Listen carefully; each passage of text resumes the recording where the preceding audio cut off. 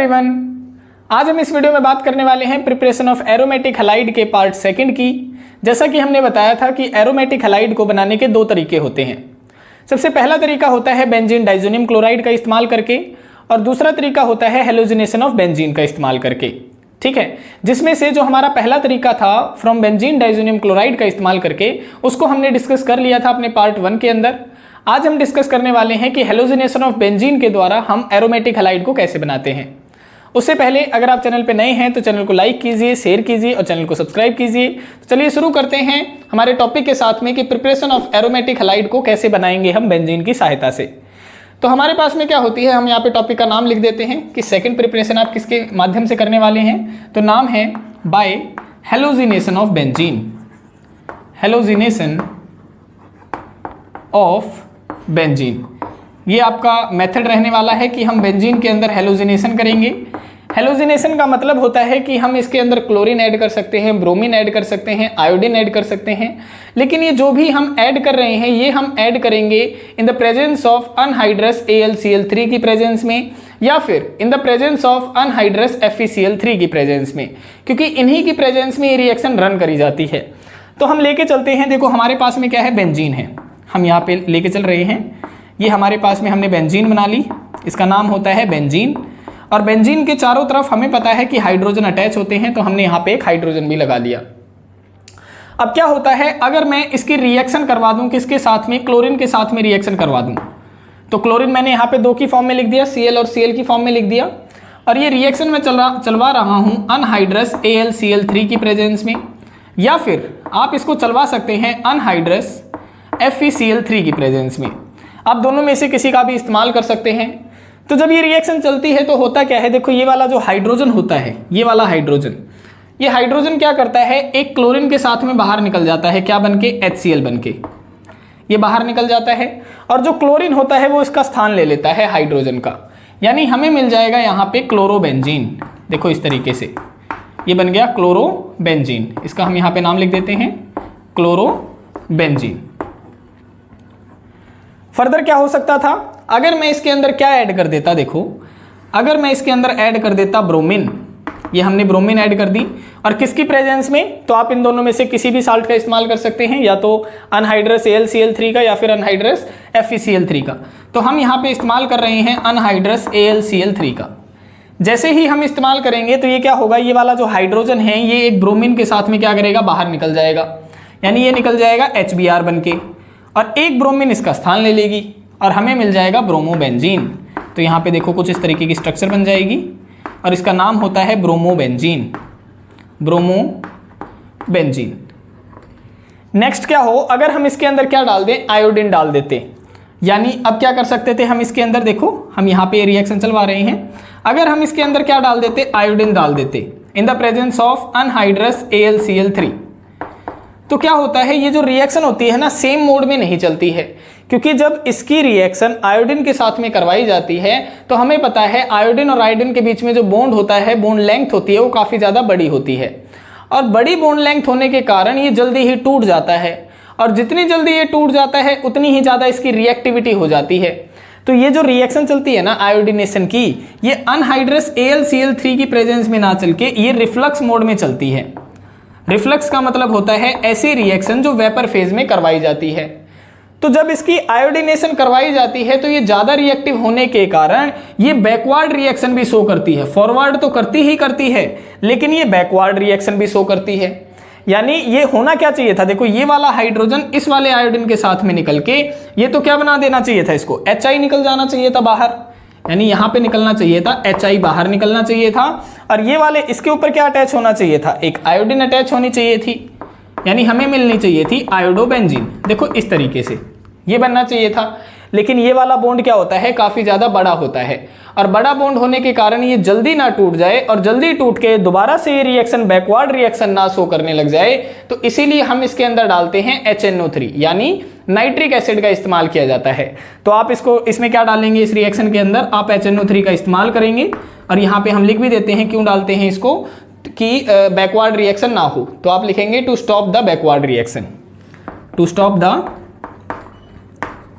Backward reaction, ताकि backward reaction ना चले, बैकवर्ड रिएक्शन। तो ये थी हमारी कुछ हेलोजिनेशन ऑफ बेंजीन का इस्तेमाल करके प्रिपरेशन ऑफ एरोमेटिक हैलाइड्स। अब हम क्या करते हैं, इसका हम मैकेनिज्म भी देखेंगे अभी कि एक हम रिएक्शन ले लेंगे कोई सी भी हेलोजिनेशन की, या क्लोरीनेशन ले सकते हैं, या ब्रोमिनेशन ले सकते हैं, या आयोडीनेशन ले सकते हैं। इनका हम आपको मैकेनिज्म भी करके दिखाएंगे, लेकिन उससे पहले हम यहाँ पे देख लेते हैं कि हम इनके कन्वर्जन्स कैसे कर सकते हैं। जैसा हम चार्ट बनाया था ना हमने पार्ट 1 के अंदर, उसी तरीके से हम यहाँ भी चार्ट बनाने की कोशिश करते हैं, ठीक है। फिर हम आपको मैकेनिज्म भी बताएंगे जो इंपॉर्टेंट होता है। तो क्या होगा, देखो हमारे पास में है बेंजीन। अब हम क्या करते, अगर हम इसके अंदर क्या डाल देते, देखो यहाँ पे आप ध्यान से देखना, यहाँ पे प्रिपरेशन आपकी खत्म हो चुकी है, इतनी ही प्रिपरेशन थी। अब आपका जो कन्वर्जन का टॉपिक है वो स्टार्ट हो चुका है। तो जैसे ही हम इसके अंदर ये डालते हैं, यानी CH3Cl का इस्तेमाल करें in the presence of anhydrous AlCl3, अगर हम इसका इस्तेमाल करने लग जाएं तो देखो जब बेंजीन की रिएक्शन इनके साथ में करवाई जाती है तो इस रिएक्शन का नाम होता है फ्राइडल क्राफ्ट अल्काइलेशन रिएक्शन, जो कि एग्जाम पॉइंट ऑफ व्यू से काफी ज्यादा इंपॉर्टेंट है, एग्जाम में कई बार पूछी भी जाती है। तो इस रिएक्शन का नाम है फ्राइडल क्राफ्ट अल्काइलेशन रिएक्शन। ये आपकी फ्राइडल क्राफ्ट अल्काइलेशन रिएक्शन है, जो कि एग्जाम पॉइंट ऑफ व्यू से काफी ज्यादा इंपॉर्टेंट है। तो होता क्या है, जब ये रिएक्शन चलती है तो देखो ये वाला जो क्लोरीन एटम होता है इस हाइड्रोजन के साथ में बाहर निकल जाता है, यानी ये बन जाता है HCl बन के बाहर, और ये जो CH3 है इस बेंजीन के साथ में अटैच हो जाता है। देखो इस तरीके से ये बन जाता है, यहाँ पे बेंजीन के ऊपर CH3 ग्रुप अटैच हो जाता है और ये बन जाता है टोलुइन, इसका नाम होता है टोलुइन। तो एक तो ये बन जाता है देखो, और ये रिएक्शन का मैकेनिज्म भी हम यहाँ पे दिखाएंगे आपको किस तरीके से की जाती है ये रिएक्शन। अब फर्दर क्या हो सकता है, अगर इसकी रिएक्शन में किसके साथ में करवा देता, देखो ये जो टोलुइन है, अगर मैं इसकी रिएक्शन किसके साथ में करवा देता, मैं करवा देता क्लोरीनेशन करवा देता, इसकी क्या करवा देता, क्लोरीनेशन, और किसकी प्रेजेंस में, अनहाइड्रस AlCl3 की प्रेजेंस में। अगर हम इसकी क्लोरीनेशन करवाते in the presence of anhydrous AlCl3 में तो क्या होता, अब देखो ये जो टोलुइन है इसके अंदर जो ये CH3 ग्रुप लगा है ये क्या होता है, एक इलेक्ट्रॉन डोनेटिंग ग्रुप होता है, यानी इसका काम क्या होता है, इलेक्ट्रॉन को देना। और जब ये इलेक्ट्रॉन देता है तो ऑर्थो और पैरा पोजीशन पे देखा है, देखो ये होती है ऑर्थो और पैरा पोजीशन, ये जहां पे मैं बिंदु लगा रहा हूं इन्हें कहा जाता है ऑर्थो एंड पैरा पोजीशन। तो जब ये ऑर्थो और पैरा पोजीशन पे इलेक्ट्रॉन डोनेट करेगा तो इनके ऊपर हो जाता है नेगेटिव चार्ज, देखो इन पे क्या हो जाएगा, नेगेटिव चार्ज हो जाता है। और जब इसकी हेलोजिनेशन कराई जाती है in the presence of anhydrous AlCl3 में तो क्या होता है, ये जो क्लोरीन है ना, क्लोरीन क्या करता है, जैसे ही रिएक्शन करवाई जाती है तो कुछ क्लोरीन के मॉलिक्यूल इन ऑर्थो पे आके अटैच हो जाते हैं और कुछ क्लोरीन के मॉलिक्यूल इन पैरा की पोजीशन पे आके अटैच हो जाते हैं। तो यहाँ पे जब इसकी रिएक्शन करवाई जाती है अनहाइड्रस AlCl3 के साथ में तो क्या होता है, देखो यहाँ पे हमें क्या मिलता है, इस तरीके का कुछ मॉलिक्यूल मिलता है, CH3 यहीं लगा रहता है, एक यहाँ पे क्लोरीन इधर लग जाता है और दूसरा क्लोरीन का जो मॉलिक्यूल मिलता है वो हमें पैरा पोजीशन पे मिलता है। देखो ये एक CH3 यहाँ पे है और यहाँ पे मिल गया हमें क्लोरो, तो इसका नाम क्या है, इसका नाम है ऑर्थो पोजीशन पे अटैच है तो इसका नाम है ऑर्थो क्लोरोटोलुइन, और ये पैरा पोजीशन पे अटैच है तो इसका नाम है पैरा क्लोरोटोलुइन। तो इस तरीके की ये रिएक्शन चल सकती हैं। लेकिन अगर ये रिएक्शन किसके साथ में करवाई जाती, अगर इस टोलुइन की रिएक्शन करवाई जाती क्लोरीन के साथ में, देखो वही है, सेम चीज है, लेकिन अब यहाँ पे जो रिएक्शन करवाई जा रही है वो करवाई जा रही है लाइट की प्रेजेंस में, तो क्या होता, देखो जब लाइट की प्रेजेंस में इसके साथ में रिएक्शन करवाई जाएगी ना तो ये क्या होगा, ये जो मिथाइल ग्रुप है यही रिएक्शन शो करेगा, यानी यहाँ पे चेन सब्स्टिट्यूशन रिएक्शन शो चलती है। ये जो चेन है ना, देखो यहाँ पे कार्बन की जो चेन लगेगी वो सब्स्टिट्यूशन रिएक्शन शो करेगी। तो जब इसकी रिएक्शन जब लाइट की प्रेजेंस में करी जाती है तो CH3 एक H मॉलिक्यूल हट जाता है इस क्लोरीन के साथ में।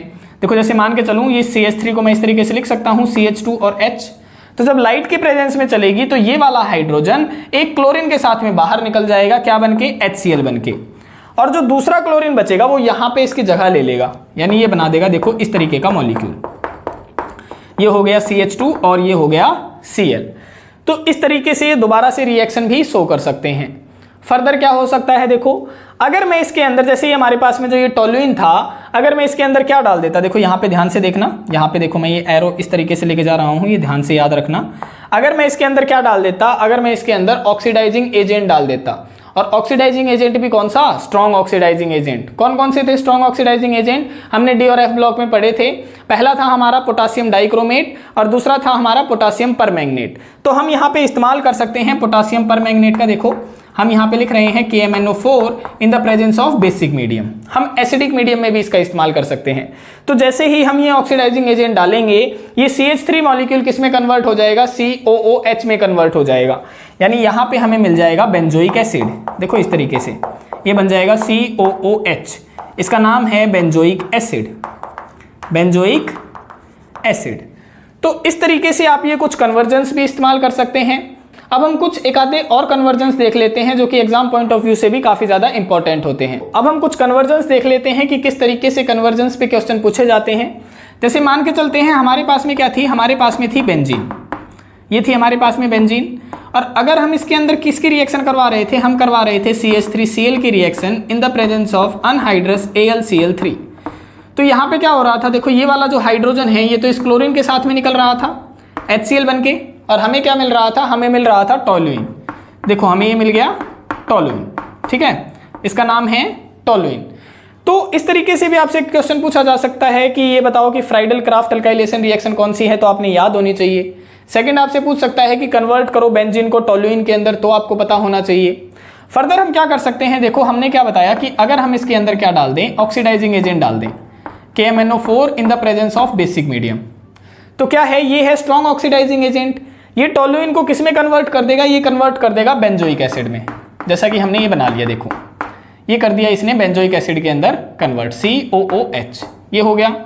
लेकिन अगर मैं इसके अंदर कौन सा एजेंट डालता, अगर मैं इसके अंदर ये वाला एजेंट डाल देता, देखो ये वाला CrO2Cl2, इसका नाम है इटार्ड रिएजेंट, CrO2Cl2। वैसे तो इसका नाम है क्रोमाइल क्लोराइड, लेकिन इसे बोला जाता है इटार्ड रिएजेंट, और इस रिएक्शन का नाम है इटार्ड रिएक्शन, इटार्ड रिएक्शन। जब मैं इसके अंदर ये डाल देता ना, तो मुझे यहाँ पे बेंजोइक एसिड ना मिलके मुझे मिलता बेंजल्डिहाइड CHO। ये आपने याद रखना है, ठीक है। ये कुछ एक कन्वर्जेंस है, और ये वाली जो रिएक्शंस है ना, इनके मैकेनिज्म भी आएंगे जब हम alcohol, phenol, aldehyde, ketone, carboxylic acid, ये वाली यूनिट्स पढ़ेंगे वहां पे आएंगे, ठीक है। तो ये क्या बन चुका है, ये बन चुका है बेंजोइक एसिड, यहाँ पे इसका नाम था टोलुइन, और इसका नाम था यहाँ पे ये जो बना है इसका नाम है बेंजल्डिहाइड, बेंजल्डिहाइड, ठीक है। फर्दर हम क्या कर सकते थे, देखो अगर मैं इस बेंजीन के अंदर क्या डाल देता, नाइट्रेटिंग मिक्सचर डाल देता, नाइट्रेटिंग मिक्सचर, नाइट्रेटिंग मिक्सचर। अब नाइट्रेटिंग मिक्सचर कौन सा होता है, तो ये मिक्सचर होता है कंसंट्रेटेड H2SO4 का प्लस में कंसंट्रेटेड HNO3 का, ये मिक्सचर होता है। जब हम यहाँ पे नाइट्रेटिंग मिक्सचर डालते हैं तो यहाँ पे क्या होता है, NO2 पॉजिटिव की फॉर्म में एग्जिट करता है, और NO2 पॉजिटिव क्या करता है, वो यहाँ पे अटैच कर लेता है इस हाइड्रोजन की जगह पे, यानी हमें मिलता है नाइट्रोबेंजीन। देखो ये हमें मिल गया नाइट्रोबेंजीन, ठीक है। फर्दर हम क्या कर सकते थे, अगर मैं इसके अंदर क्या डाल देता, रिड्यूसिंग एजेंट डाल देता, यानी टीन ओब्लिक में HCl। तो रिड्यूसिंग एजेंट का काम क्या होता है, जितने ऑक्सीजन हैं उन्हें हटा देता है और उसके स्थान पे क्या लगा देता है, हाइड्रोजन लगा देता है।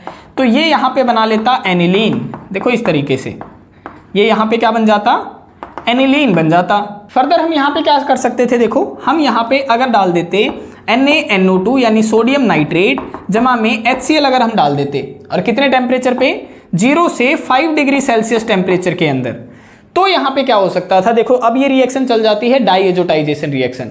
हमने पार्ट 1 में भी करवाई थी यही रिएक्शन। ये क्या हो जाएगी, ये हो जाएगी डाईएजोटाइजेशन रिएक्शन। और जब ये डाईएजोटाइजेशन रिएक्शन चलेगी तो एनिलीन कन्वर्ट हो जाएगा किसके अंदर, बेंजीन डाइजोनियम क्लोराइड के अंदर, N2Cl, पॉजिटिव नेगेटिव। ये हो गया डाइजोनियम साल्ट या फिर बेंजीन डाइजोनियम क्लोराइड। इससे आगे आप बहुत सारे कन्वर्जन कर सकते हैं, जैसा कि हमने वहां पे भी इसका पूरा चार्ट बनवाया था, तो वो चार्ट आप यहाँ पे दोबारा से इलेबरेट कर सकते हैं। जैसे कि अगर मैं इसके अंदर पानी डाल दूंगा तो ये क्या बन जाएगा, फिनॉल के अंदर कन्वर्ट हो जाएगा, जैसा कि हमने पार्ट 1 में करवाया था। तो अगर आपने पार्ट 1 का लेक्चर नहीं देखा है तो वहां पे कन्वर्जन के देख सकते हैं कि इससे हमने कैसे कन्वर्जन किए थे, किस तरीके से हमने चार्ट बनाया था। तो ये चार्ट आपका और भी ज्यादा बड़ा हो सकता है ना। अब हम क्या करते हैं, देखो अब हम इस बेंजीन के अंदर क्या डालते हैं, ध्यान से देखना। अगर हम इस बेंजीन के अंदर क्या डाल देते, अगर मैं डाल देता कंसंट्रेटेड H2SO4, अगर हम इसके अंदर ये डाल देते तो ये बेंजीन किसके अंदर कन्वर्ट हो जाता, ये हो जाता बेंजीन सल्फोनिक एसिड के अंदर कन्वर्ट। देखो इस तरीके से कुछ मॉलिक्यूल बना लेता, ये यहाँ पे बेंजीन हो गई, यहाँ पे हमने SO3H अटैच करवा दिया। तो ये बन जाता है बेंजीन सल्फोनिक एसिड, और बेंजीन को कन्वर्ट किया जाता है सल्फोनेशन रिएक्शन के द्वारा। तो इस रिएक्शन का नाम है सल्फोनेशन रिएक्शन। तो इस तरीके से आप बहुत सारे कन्वर्जन कर सकते हैं, पूरा चार्ट बना सकते हैं अच्छे से। अब हम क्या करते हैं, जैसा कि हमने मैकेनिज्म बताया था कि अब हम मैकेनिज्म बताएंगे। तो पहला मैकेनिज्म तो हम पढ़ेंगे हैलोजिनेशन ऑफ बेंजीन का, और दूसरा हम पढ़ेंगे कि फ्राइडल क्राफ्ट अल्काइलेशन रिएक्शन का मैकेनिज्म क्या होता है। ये दोनों ही आपके एग्जाम पॉइंट ऑफ व्यू से इंपॉर्टेंट हैं, तो बस हम उन्हीं के मैकेनिज्म देखेंगे। बाकी रिएक्शंस आपने कन्वर्जन के थ्रू सारी कवर अप कर लेनी है। और जो हमने ये नेमिंग रिएक्शन बता रहे हैं, तो ये जब चैप्टर्स में आएंगी तो वहां पे हम इनके मैकेनिज्म भी करवाएंगे। अब हम यहाँ पे क्या देखते हैं, हैलोजिनेशन ऑफ बेंजीन का मैकेनिज्म देखते हैं, और यहाँ पे हमने फ्राइडल क्राफ्ट अल्काइलेशन रिएक्शन भी लिख ली है, तो इसका भी हम मैकेनिज्म साथ में ही देखेंगे, क्योंकि दोनों के मैकेनिज्म में कोई भी डिफरेंस नहीं होता है, बिल्कुल सेम ही मैकेनिज्म होता है इनका। देखो सबसे पहले क्या होता है, सबसे पहला जो स्टेप होता है ना, वो होता है generation of electrophile. Generation of electrophile, कि सबसे पहले इलेक्ट्रोफाइल को जनरेट किया जाता है। ये सेम स्टेप है, तो यहाँ पे भी हम सेम ही लिख लेंगे कि जनरेशन ऑफ इलेक्ट्रोफाइल। यहाँ पे भी इलेक्ट्रोफाइल को क्या किया जाएगा, जनरेट किया जाएगा। तो सबसे पहले क्या होगा, देखो ये जो हमने रिएजेंट लिए हैं ना एरो के ऊपर, इनकी रिएक्शन चलेगी पहले स्टेप के अंदर। तो हम यहाँ पे लिख लेते हैं, देखो ये क्लोरीन हो गया, और यहाँ पे है आपका अनहाइड्रस AlCl3।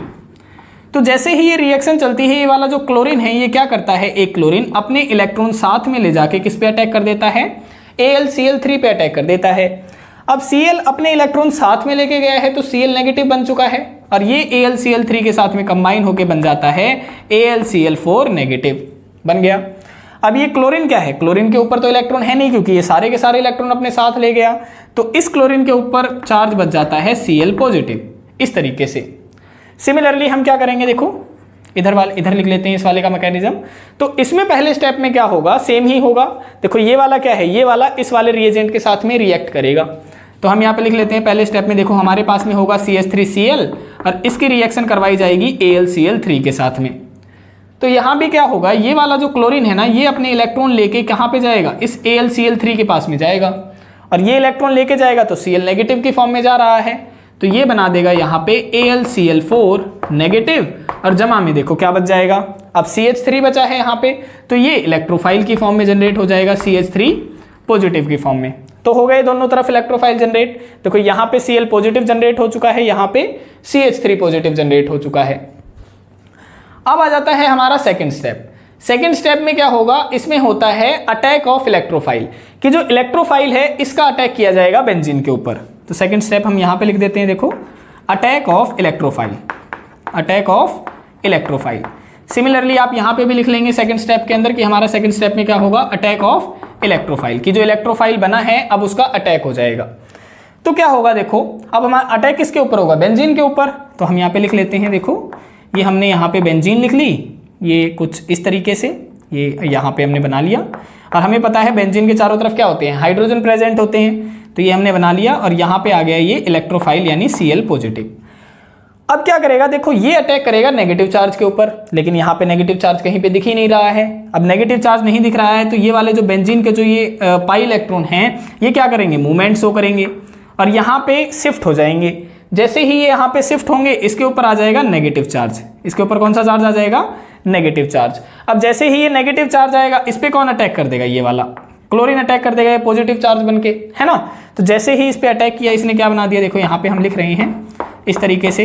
अब देखो ये वाला बॉन्ड भी है, ये वाला बॉन्ड भी है, लेकिन ये वाला बॉन्ड कहाँ चला गया था, नेगेटिव की फॉर्म में, तो अब ये तो गायब हो जाएगा। तो बचेगा क्या, देखो यहाँ पे हाइड्रोजन, और यहाँ पे हमारा क्लोरीन अटैच हो चुका था, तो ये बन गया। सिमिलरली यहाँ पे भी ऐसा ही चलेगा। देखो यहाँ पे भी चलाते हैं, हमारे पास में क्या है, बेंजीन है, देखो ये हमने बेंजीन बना ली, यहाँ पे हाइड्रोजन प्रेजेंट था, और यहाँ पे हमारा इलेक्ट्रोफाइल है जो कि क्या करेगा, अटैक करेगा। फर्दर क्या होगा, अब यहाँ पे नेगेटिव चार्ज तो है नहीं, तो नेगेटिव चार्ज बनाने के लिए कौन आएगा, देखो यहाँ पे ये इलेक्ट्रॉन आएंगे, जिसके कारण इस पे आ जाएगा नेगेटिव चार्ज, और जैसे ही यहाँ पे नेगेटिव चार्ज आएगा, ये वाला इलेक्ट्रोफाइल क्या कर देगा, यहाँ पे अटैक कर देगा। अब जैसे ही इसने अटैक किया, इसने क्या बना दिया, देखो ये वाला यहाँ पे कुछ इस तरीके से बना देता है, यहाँ पे H, और यहाँ पे अटैच हो गया हमारा CH3। ये हो गया हमारे सेकेंड स्टेप के अंदर। थर्ड स्टेप होता है हमारा डीप्रोटोनेशन स्टेप। तो देखो क्या होगा यहाँ पे, अब जी हमारे पास में आ चुका है सेकंड स्टेप के अंदर, अब हम यहाँ पे थर्ड स्टेप लिखते हैं। थर्ड स्टेप है हमारा डीप्रोटोनेशन स्टेप, डीप्रोटोनेशन स्टेप। यहाँ पे भी सिमिलरली आप क्या लिखेंगे, डीप्रोटोनेशन स्टेप लिख देंगे इसके अंदर भी, ठीक है। तो हमारे पास में क्या बचा है, ये बचा है, तो हम यहाँ पे इसको लिख लेते हैं। ये बच चुका है हमारे पास में इंटरमीडिएट, यहाँ पे हाइड्रोजन है और यहाँ पे क्या है, क्लोरीन है। और यहाँ पे भी हमारा जो ये इंटरमीडिएट बना हुआ है इसको भी हम यहीं पे लिख लेते हैं। देखो ये हमारे पास में ये हो गई बेंजीन, ये हो गया, यहाँ पे हाइड्रोजन है और यहाँ पे क्या है, CH3 ग्रुप अटैच है। अब डीप्रोटोनेशन स्टेप के दौरान क्या होगा, देखो ये जो बना था ना आपका AlCl4 नेगेटिव और AlCl4 नेगेटिव, ये क्या आते हैं, यहाँ पे अब रिएक्शन करने आते हैं। तो यहाँ पे क्या होगा, AlCl4 नेगेटिव हम लिख लेते हैं और यहाँ पे भी हम लिख लेते हैं AlCl4 नेगेटिव। फर्दर क्या होगा, देखो अब ये जो AlCl4 नेगेटिव है ये किस तरीके से बना है, तो इसके अंदर दो मॉलिक्यूल प्रेजेंट है, एक तो AlCl3 और दूसरा Cl नेगेटिव। सिमिलरली यहाँ पे भी कौन कौन से प्रेजेंट हैं, यहाँ पे प्रेजेंट हैं एक तो AlCl3 और दूसरा प्रेजेंट है Cl नेगेटिव। तो होता क्या है, देखो ये जो हाइड्रोजन है ये कहता है यहाँ पे स्टेबिलिटी बनाए रखने के लिए हाइड्रोजन अपने बॉन्डेड पेयर ऑफ इलेक्ट्रॉन यहाँ पे वापस डोनेट कर देता है और यहाँ से निकल जाता है H पॉजिटिव की फॉर्म में बाहर, निकल गया H पॉजिटिव की फॉर्म में बाहर। और जैसे ही H पॉजिटिव की फॉर्म में बाहर निकलता है ये वाला H पॉजिटिव एटम इस वाले क्लोरीन के साथ में क्या कर लेता है, रिएक्शन कर लेता है और हमें बाहर मिल जाता है HCl। एक तो ये मिल गया, देखो ये वाला H एटम और ये वाला Cl एटम मिल गया। और ये जो AlCl3 मॉलिक्यूल है ये तो अपने आप ही बाहर निकल गया क्योंकि ये पहले से ही स्टेबल था। एक हमें मिल जाता है AlCl3, यहाँ पे लिख देते हैं AlCl3, तो एक ये निकल गया। अब देखो यहाँ पे ये वाले इलेक्ट्रॉन वापस आ चुके हैं और क्लोरीन इस पे अटैच है, तो हमें जो प्रोडक्ट मिलता है वो मिल जाता है हमें क्लोरोबेंजीन। देखो ये बन गई हमारी क्लोरोबेंजीन और यही प्रोडक्ट हमने बनाना था। तो ये हो गया इसका पूरा मैकेनिज्म।